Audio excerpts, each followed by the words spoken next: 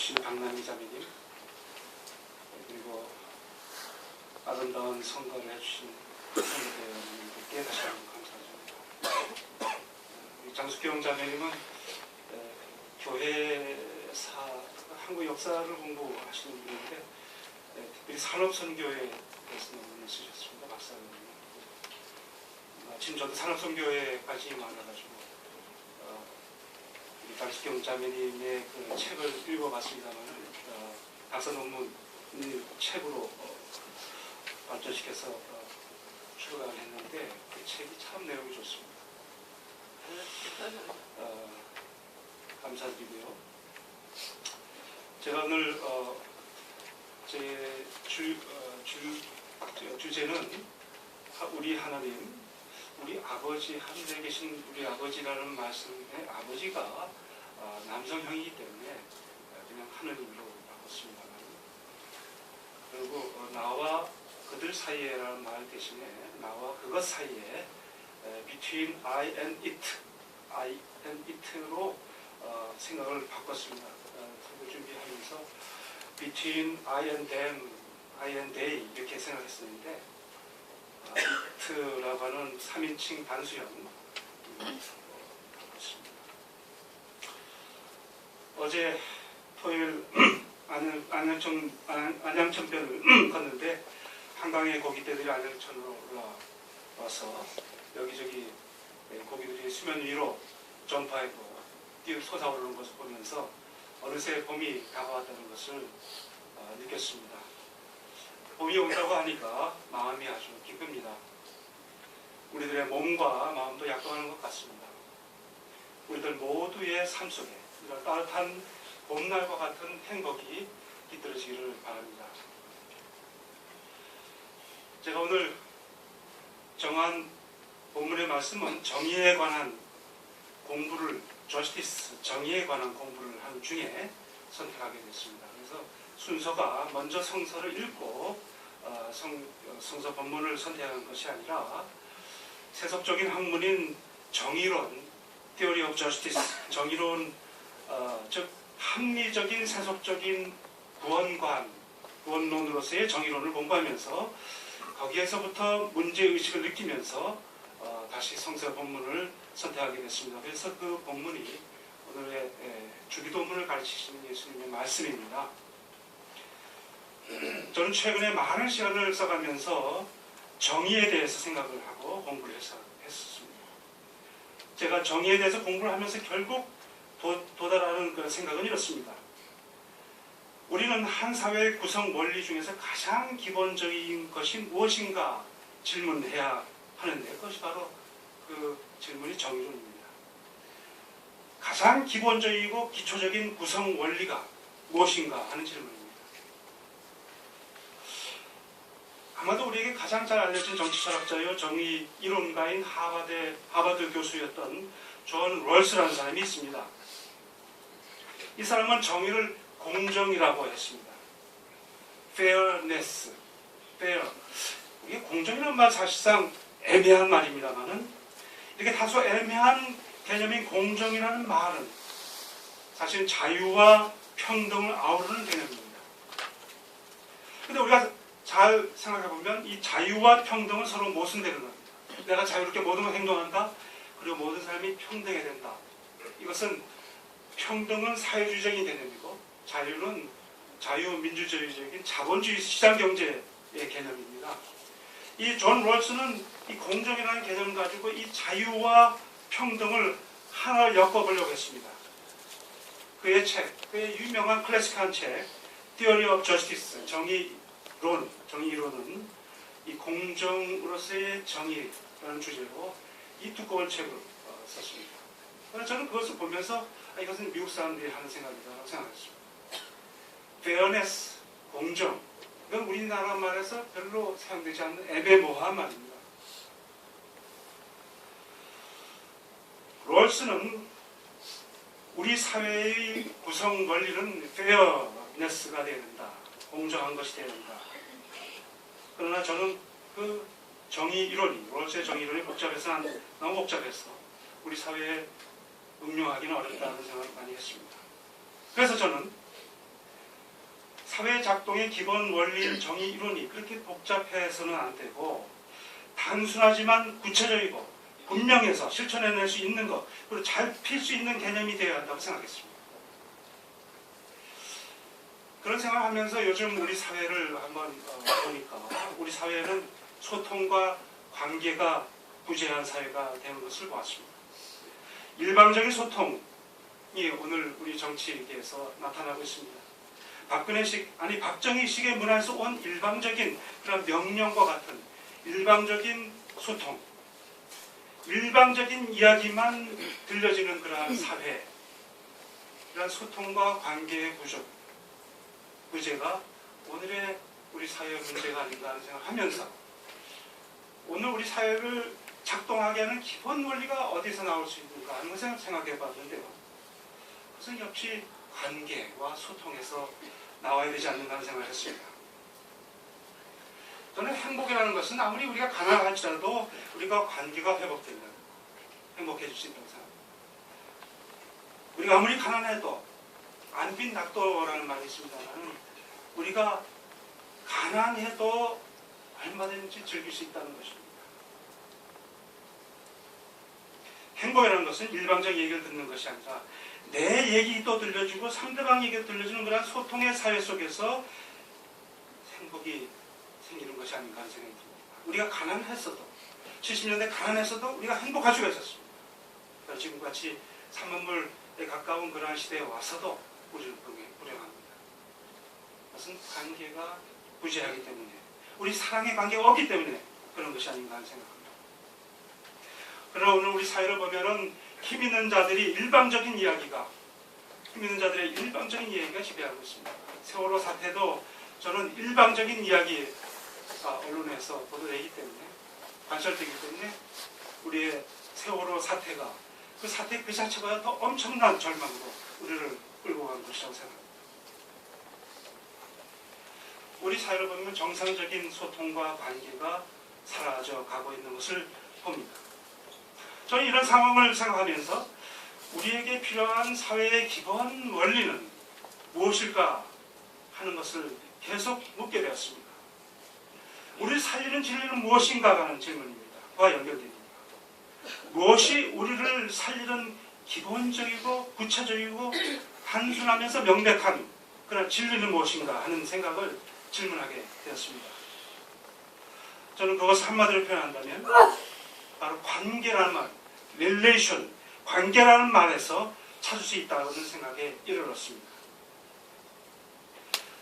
저는 요 몇 주 전에 선한 사마리아인의 비유를 텍스트로 해서 저도 설계했고요. 지지난 주일에는 한원 선생님도 설계를 이 텍스트를 가지고 설계했습니다. 이 텍스트는 한만 생각해도 매우 엄청난 텍스트입니다. 선한 사마리아인의 비유는 누가복음 10장 25절에 이하에 나온 말씀입니다만은 어떤 율법 교사가 예수에게 와서 묻습니다. 우리가 어떻게 해야 구원을 받습니까? 영생을 얻습니까? 하는 질문을. 예수께서 다시 질문합니다. 그에게. 그러면 율법에서는 어떻게 기록되어 있고 그 율법을 당신은 어떻게 이해합니까? 하고 질문합니다. 그래서 이해합니까? 그랬더니 율법을 나는 이렇게 이해하는데 하나님과 이웃을 사랑하라고 그렇게 말씀하셨다고 이해합니다. 예수께서 왜 말이 옳다. 그런데 굉장히 중요한 말씀을 또 하십니다. 그대로 행하여라. 율법교사는 옳은 지식을 대답했습니다. 옳은 답변을 한 겁니다. 옳은 교리, 정론을 얘기한 것입니다. 그런데 예수께서 그것을 트위스트해가지고 돌려서 뭐라고 얘기했냐면은 맞았다. 그대로 그러나 여기서 그러나는 말이 안 되어 있습니다만은 그러나 그렇다면 그렇게 행하라 하는 말입니다. 행함이 지식보다 더 크다는 얘기입니다. 그래 또다시 아주 중요한 질문이 이 텍스트에 나오는데요.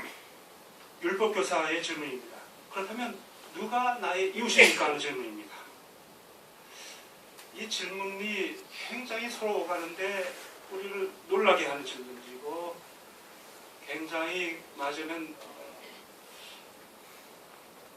흥분하게 하는 질문이라고 생각합니다. 그러면 누가 이웃입니까? 예수께서 길게 얘기하죠. 강도 만난 자가 누워있다. 반쯤 죽었다. 그런데 거기에 제사장이 지나가고 레위인이 지나가는데 그냥 지나갑니다. 근데 가장 하층민인 사마리아 사람이 지나가지 않고 따라 찾아가서 그를 돌봐주고 구호해 주었다. 그러면서 예수께서 하신 다시 질문이 또 나옵니다. 이것이 질문과 질문의 연결인데요. 너는 이 사람들 중에서 누가 이 강도 만난 자에게 이웃이 되어 주었다고 생각하는가? 여기에 또 또한 트위스트가 있습니다. 누가 나의 이웃입니까? 하는 질문에서 누가 이웃이 되어주겠는가? 누가 나의 이웃입니까? 명사형에서 이 중에서 누가 나의 이웃이 되어주었습니까? 동사형으로 나온에서 법을 동사형으로 질문을 받습니다.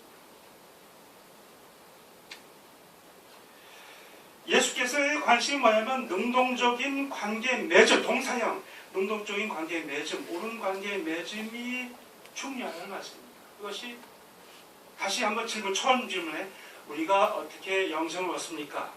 예수께서는 능동적인 관계 맺음 속에서 그 대답을 찾았던 것입니다. 우리 관계의 부재, 관계의 사라짐, 소통의 사라짐 이런 속에서 이 말씀은 굉장히 의미가 있다고 생각합니다.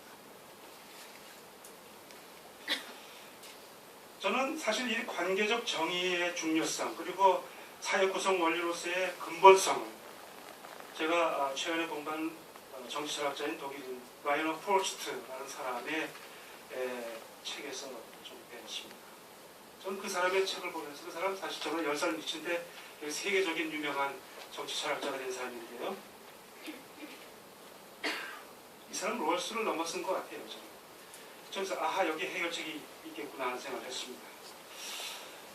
롤스 등의 자유주의 철학자들이 공정이라고 하는 좀 추상적인 그런 개념보다는 관계적 정의, relational justice, 관계적 정의가 바로 보다 더 공정보다는 이야기적이고 보다 민중적이고 보다 우리의 이해가 닿기가 쉽겠다는 생각을 하게 되었습니다. 그리고 저는 다시 관계라는 것이 중요하다. 이 폴스트라는 사람의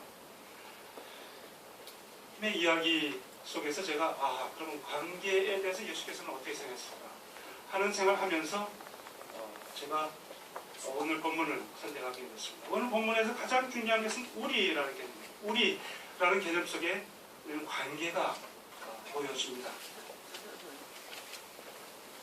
하늘에 계신 우리 아버지, 우리라는 말이 저희 눈은 피고 싶습니다. 그리고 우리가 왜 주기도문 속에서 왜 이렇게 많이 나오는가에 관심을 가지게 됐습니다. 왜 예수께서는 나의 아버지라고 하지 않고 내 my father, 나의 아버지라고 하지 않고 왜 our father라고 했는가?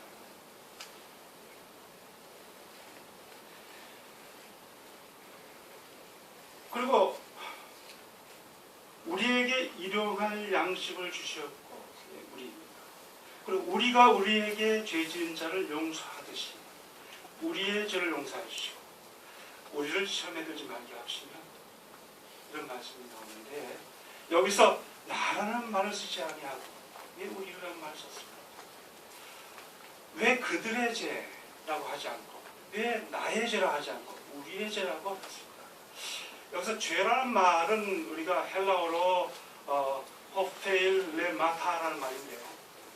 호페일레마타라는 말은 하마르티아라고 하는 죄라는 언어하고 다릅니다. 사실 호페일레마타라는 말은 빚입니다. 빚. 우리가 짓는 빚. 돈을 꿔줘서 짓는 빚입니다. 우리의 빚을 갚아주시옵고라는 뜻입니다.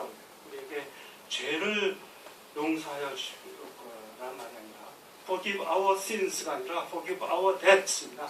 우리의 죄가 아니라 우리가 지은 빚을 갚아주시옵고 우리가 다른 사람들에게 빚진 자들을 탕감해 주듯이 우리의 빚이 사라지게 해달라는 겁니다. 그러므로 우리 안에 갑과 을의 관계, 상하 종속의 관계가 아니라 진정한 정의의 관계를 이루려 해달라는 그런 기도입니다. 사실 우리의 빚을 탕감한다는 것, 빚을 청산한다는 것이 우리 개인에게나 우리 국가적으로 얼마나 중요한 문제인가 여러분 잘 아십니다. 최근에 연말정산의 세금 폭탄이라고 하는 13월의 그 정산이 월급이 13월의 월급이 아니라 13월의 세금 폭탄이 된다고 해서 들썩였죠. 그만큼 우리에게는 빚이 채무가 엄청난 의미가 있습니다. 이 빚이 있으면요 대우가 달라집니다. 채권이 많으면 대우가 달라져요. 갑이 됩니다. 갑과 을의 관계가 되는 것이죠.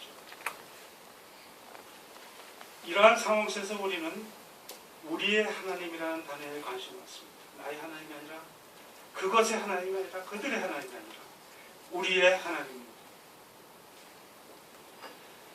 종교개혁자 마틴 루터에 의한 개신교 종교개혁은 사실은 나의 하나님으로의 마지막 턴이었습니다. My Father. 마지막 나의 하나님, 나와 개인적인 유착관계에 있는 신을 가지고 있습니다. 그러다 보니까 요즘 와서 나만을 생각하는 신앙이 되는 거죠. 각자 위심의 그런 신앙이 됐습니다. 그러다 보니까 삼박자 구원관까지도 진행됐습니다. 거기에 비해서 중세 카톨릭 교회의 신앙과는 이트의 신앙, IT 맞으면 이트, 그것의 신앙입니다. 맞으면 카톨릭은 성만찬, 성례전, 그리고 교회, 제도, 이트, 사물, 물질들을 굉장히 존중합니다. 그렇기 때문에 사실 카톨릭 신앙은 이트의 신앙에 가깝고요. 프로테스탄트 신앙은 아이의 신앙에 가깝다 말할 수 있습니다.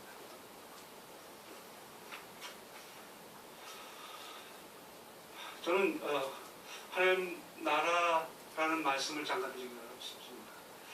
왜냐하면 주기도문에서 당신의 나라가 이 땅에 임하시길 한다는 그런 말씀이 있습니다. 근데 주기도문에 그 하나님의 나라에 대한 자세한 좋은 설명이 있는데 누가복음 17장 20절에서 21절의 말씀입니다. 제가 한번 읽겠습니다. 바리새파 사람들이 하나님 나라가 언제 오냐고 물으니 예수께서 말씀하셨다. 하나님의 나라는 눈으로 볼 수 있는 모습으로 오지 않는다. 또 보아라. 여기에 있다. 이트. 여기에 있다. 저기에 있다. 이트라고 말할 수 있다. 말할 수도 없다. 보아라. 하나님의 나라는 너희 가운데, 우리들 가운데 있다. Amongst us. In the midst of us. 우리 안에 있다는 거죠. Within us를 마지막 퍼스널하게 내적으로 있다는 뜻이 아닙니다. 사회적인 관계 속에 있다는 겁니다. 하나님 나라는 너 안에 맞으면 단수형 너 안에 있는 것도 아니고 이트 안에 맞으면 예식 안에 있는 것도 아니고 성례전이나 교회 같은 사물에 있는 것도 아니고 너희들 안에 있다. 관계 속에 있다. 예수님의 말씀에 굉장한 통찰력이 있습니다. 하나님의 나라는 볼 수가 없다. 왜냐하면 하나님의 나라는 어떤 사무제 아니라 어떤 개인이 아니라 관계의 질이기 때문에 관계의 질, 그것은 느낄 수 있을 뿐이지 그것은 볼 수 있는 것이 아닙니다. 그것은 우리가 살아갈 수 있을 뿐이지 그것은 우리가 잡아낼 수 있는 게 아니고 그래서 할 수 있는 게 아닙니다.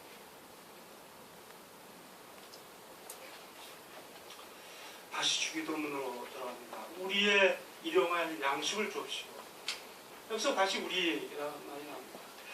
우리의 빵, our daily bread. 여기서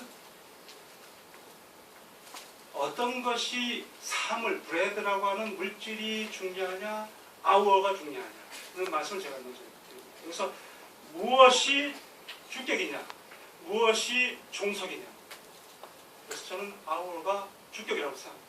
브래드가 사물은 그것을 꾸미는 종속이 거꾸로 됩니다.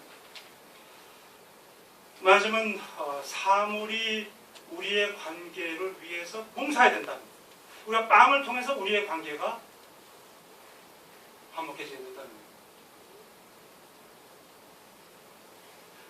이런 예를 들을 수 있습니다. 아주 잘 사는 부잣집에서 식사를 하게 되었습니다.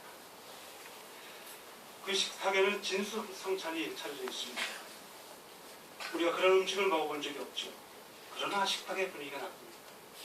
너는 하층민이니까, 너는 달리트니까, 너는 언터처블 불가적 천민이니까 저기 가서 이 음식을 구석에서 처박혀 먹어. 너는 높은 사람이니까, 지체가 가문이 높고 높은 사람이니까 저기 가 앉아. 식사를 잘해. 이런 분위기 속에서 아무리 좋은 음식을 할지라도 그런 관계 속에서 우리는 취하고 맙니다. 그런 식탁을 상막합니다. 이런 건 잔치가 될 수 없습니다. 그러나 하늘나라는 잔치와 같은 것이죠. 식탁이 비록 소박할지라도 거기에는 잔치가 있습니다. 관계가 있습니다. 가난하더라도 평화스럽고 화목한 식탁은 기쁨에 넘치는 잔치가 됩니다. 예수의 잔치의 비유에는 상하 귀천이 차별이 없습니다. 가난한 자, 장애인이 차별 없이 편하게 앉는 식탁입니다. 그러한 식탁에는 기쁨이 있습니다. 음식이 보잘것없더라도 웃음이 절어나 즐겁습니다. 이런 식탁의 관계가 하나님의 나라의 모습입니다. 무엇을 먹느냐보다 어떤 관계 속에서 먹느냐가 중요합니다. 그러므로 하나님의 나라는 음식 자체일 수 없습니다. 이트 자체가 있을 수 없습니다. 즉 하나님의 나라는 물질 속에 있을 수가 없습니다. 음식 속에 있을 수 없습니다. 다만 음식과 물질을 정의롭게 나누는 관계성 속에 하나님의 나라가 있다는 것입니다. 이 물질을 매개로 해서 일어나는 사람들의 관계가 하나님의 나라와 관련되어 있습니다. 물질이나 음식이 많고 적음이나 그 질이 중요한 것이 아니라 그 물질이나 음식을 매개로 해서 한 인간들의 관계가 더 하나님의 나라를 위해서 중요하다는 말씀입니다. 작은 물질이라도 나누니까 오병이어의 기적이 일어나는 것이 바로 하나님의 나라입니다. 하나님의 나라는 오병이어라고 하는 물질 안에 있는 것이 아니라 그것을 매개로 한 인간들의 그러한 정의로운 아름다운 관계 안에 하나님의 나라는 드러난다는 것입니다. 올바른 관계, 정의로운 관계는 종속적인 관계가 아닙니다. 가불의 종속과 지배의 관계가 아닙니다. 대등한 관계, 평등한 관계, 상호 인정하는 관계, 서로 사랑하는 관계가 바로 정의로운 관계입니다. 그래서 예수께서는 사랑의 관계가 언제를 드리는 것, 즉 예배를 드리는 것보다 낫다고 했습니다. 예수께서는 병을 고치고 나서는 너의 믿음이 너를 구원했다고 자주 말씀하십니다. 보통 병을 고치는 능력을 베풀면 그 사람과 환자와 내가 상하관계가 되는 게 맞습니다. 그러니까 예수께서는 관계가 중요해요. 네가 주체다. 너가 스스로 너 병을, 믿음이 너의 병을 낫게 한다. 예수께서는 관계해보고 생각했던 것입니다. 예수께서는 눈먼 거지, 바디메오라고 하는 눈먼 거지에 눈을 띄게 했더니 이 눈먼 거지가 당신 따라가겠습니다. 주종관계를 하겠습니다. 예수께서는 거부했습니다. 따라오지 마라. 너희 사역을 다시 돌아가서 관계를 회복해라. 귀신 들린 사람이 고침을 받으니까 이제 예수 당신 상전을 모시고 따라가겠습니다. 따라오지 마라. 이제 너는 내 집에 가서 가족에게 주께서 너에게 한 그 은혜를 얘기해라. 가족과의 끊어진 관계를 회복해라는 말씀입니다. 이제 마지막으로 합니다. 우리에게는 세 개의 길이 있습니다. 그것은 나를 통하는 길, 그리고 이트의 길이 있습니다. 마지막 물질의 길이 있습니다. 그리고 마지막 세 번째로 우리의 길이 있습니다. 우리라는 현실 속에 친밀한 관계, 대등하고 평등하고 평화로운 관계가 깃들 수 있습니다. 나만을 강조하면 관계에는 의미가 없어집니다. 그 속에 또한 이트 속에는 관계가 없습니다. 서로 아무 관계가 없는 고독한 군중들 사이에는 물질로만 서로 관계를 맺습니다. 경제 성장만이 충분합니다. 관계성의 정의는 무시되고 무조건 물질적인 풍요만을 목표로 합니다. 오늘 우리 사회가 바로 그런 모습을 보여주고 있습니다. 이러한 사회 속에는 관계가 사라지고 개인주의나 전체주의적인 사회가 되고 맙니다. 동학의 최재호 선생이 얘기하신 것처럼 각자 위심, 각자 자기만을 위하는 그런 마음의 세상이 되고 말 것입니다. 이제 우리에게는 제3의 길이 있는데 그것은 나나 또는 이트, 그것의 길이 아니라 우리라는 개념을 찾을 수 있습니다. 우리라는 상류 속에서 모든 사람들이 서로 인격적으로 인정하며 서로 무거운 짐을 나누고 서로 빛을 탕감해주는 그런 관계가 생성합니다. 음식과 물질을 나눔으로써 세상에서 알지 못하는 기쁨을 누리는 그러한 관계가 일어납니다. 이러한 관계 속에 우리의 구원의 길이 있다는 것, 그리고 그것 속에서 하나님 나라가 깃들어 있다는 그러한 깨달음이 오늘 우리가 정말 깨달아야 할 진정한 깨달음이라고 생각합니다. 다 같이 기도드리겠습니다. 만몬이 지배하고 있는 신자유주의 시대에 정의로운 공동체의 가치는 사라지고 각자는 고립되어 서로 무관심한 사물의 바다 속에서 우리는 외롭게 살아가고 있습니다. 이 무관심의 바다 속에서 지배와 종속의 불의한 관계가 사회를 작동하는 원리가 되어가고 있음을 보면서 당신께서는 오늘 저희들에게 깨달음을 주셨습니다. 하나님의 나라의 메시지는 바로 우리 서로 간의 올바른 관계, 관계적 정의가 생성되어야 한다는 것을 가르쳐 주십니다. 관계적 정의가 우리 교회에서, 우리 사회와 국가에서, 그리고 우리 가정에서 생성되어 살아 움직일 수 있게 되기를 기도드리며 예수님의 이름으로